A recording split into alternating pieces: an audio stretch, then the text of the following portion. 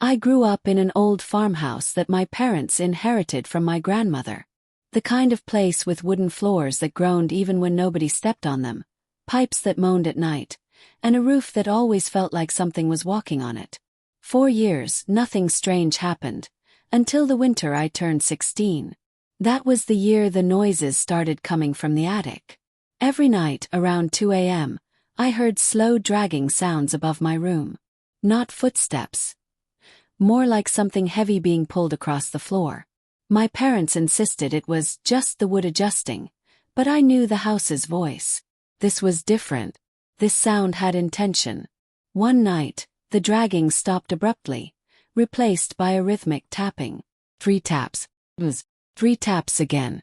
It continued until sunrise. When I told my dad, he climbed up to the attic during the day. The space was empty. Dust thick enough to record any prints. There were none. But the tapping continued the next night, and the night after that. Then things escalated.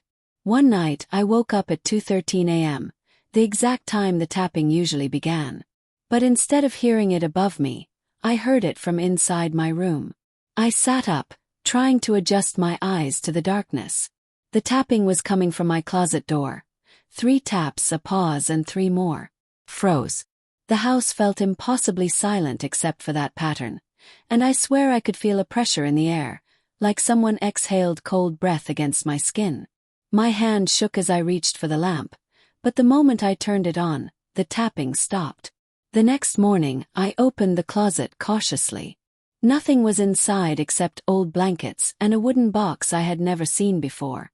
It was carved with symbols I couldn't understand. I asked my parents about it, but they claimed they had no idea where it came from. I left it alone. 2 nights later, sleep wouldn't come. I lay awake, staring at the ceiling when I heard a whisper. Not from the attic this time. It was right behind my bed. "Daniel!" My entire body turned to ice. It sounded like an older man's voice, breathy and broken, as if it hurt him to speak. I slowly rolled out of bed, crawling silently across the room. The whisper came again. "I need." The voice trailed off, as if swallowed by the dark. I didn't sleep that night. The next day, I found the wooden box open on my desk. I hadn't touched it. Inside was a faded photograph of the farmhouse. The date on the back read 1912. 3 people stood in front of the attic window. But one of them wasn't fully solid. The figure was blurred, tall, and bent in a way that didn't seem human. I burned the photo. But burning it didn't help. That night, the tapping became violent. The entire ceiling sounded like something massive was crawling across it. The attic door at the end of the hallway banged over and over, even though my dad had locked it earlier. At 3 a.m., the attic door slowly opened on its own. I lay in bed, staring at the crack of the hallway light. A tall shadow slipped out of the attic and crawled down the wall like a spider. Its limbs were too long, its head tilted unnaturally, and it made no sound at all. It moved directly to my bedroom door and stood there, watching. The doorknob began to turn. I screamed for my parents. By the time they reached me, the figure had vanished, leaving only the open attic door and deep scratch marks on my bedroom wall. 3 scratches, a pause, then 3 more. We moved out a month later.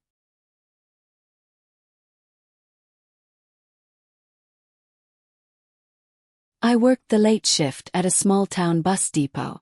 My job was simple. Check tickets, log departures, clean the waiting area. But the worst part was always the final bus of the night. Route 79. It came through town at 1:40 a.m., empty most nights, filled with silence and the occasional drunk local. But one night there was only one passenger. A woman in a dark gray dress stepped off the bus and walked up to my desk. She moved slowly like she was underwater. Her skin looked pale, almost blue, and her eyes were unusually wide, as if she was in a constant state of fear. She didn't speak at first. She just stared at me, lips parted slightly, expression empty. "Can I help you?" asked. Her voice came out flat and hollow. "I need to wait for the next bus. The next one isn't until 5 a.m. "That's fine," she whispered. She sat in the far corner of the waiting room. Didn't move. Didn't blink. Didn't look away from me. Every time I glanced up, her eyes were locked onto mine with an intensity that made my chest tighten. Around 3 a.m., I started hearing faint whispering. First I thought it was the radio. Then I realized the woman's lips were moving, whispering fast. Too fast. As I stepped closer, I realized her voice wasn't coming from her mouth. It was coming from behind her, as if someone else sat right next to her. But she was alone. Suddenly, she turned her head toward me in one sharp motion. "Do you hear them too?" she asked. I took a step back. "Hear what?" "They're worried," she whispered. "They don't want me here. They don't want you here either." I reached for the phone to call security, but the line was dead.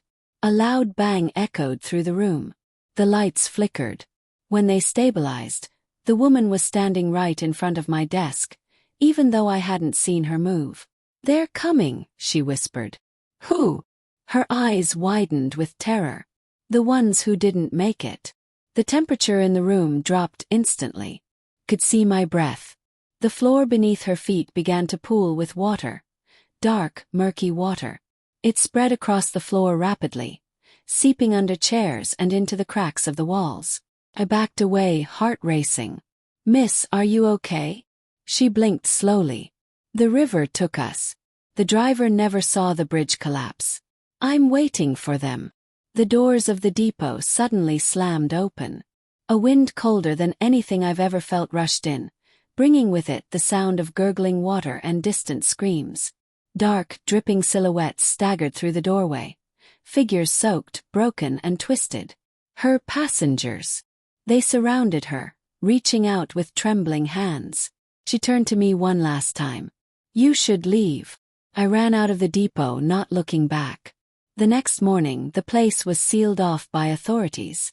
They told the town a water main had burst, flooding the building. No evidence of passengers. No woman in a gray dress. But Route 79 doesn't run anymore.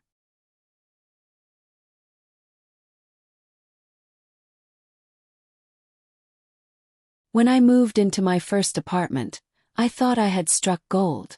Cheap rent, large rooms, and a location close to work. The only downside was the ventilation system. It was ancient, loud, and connected every unit in the building. But I didn't care. I needed a place to stay. The first night, I heard soft breathing coming from the vent near my bed. Deep, raspy breaths. First, I assumed it was my neighbor.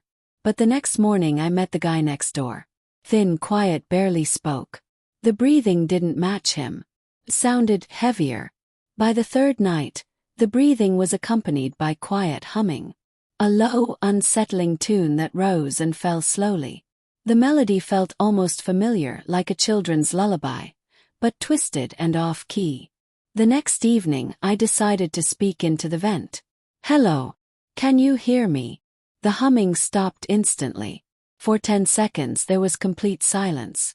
Then a voice whispered back. "Yes, I can hear you." Froze.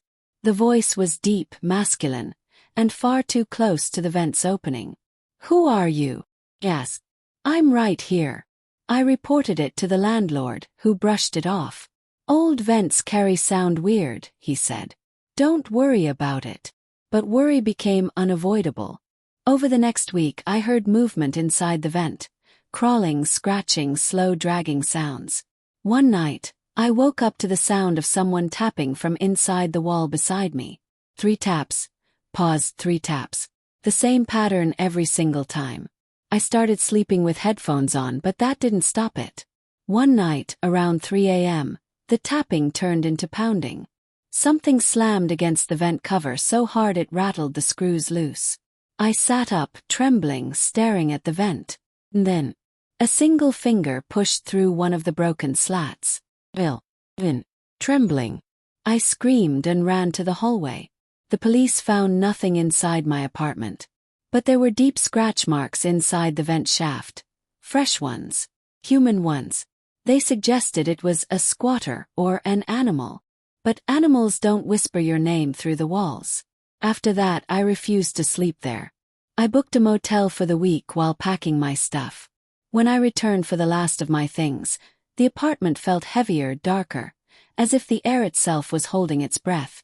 As I lifted the final box, something rolled out from under my bed and tapped against my foot. Small tape recorder. Press play. My own voice echoed through the room. The device had been recording the entire week. My phone calls, my sleep, my pacing. But underneath my voice, there was another one.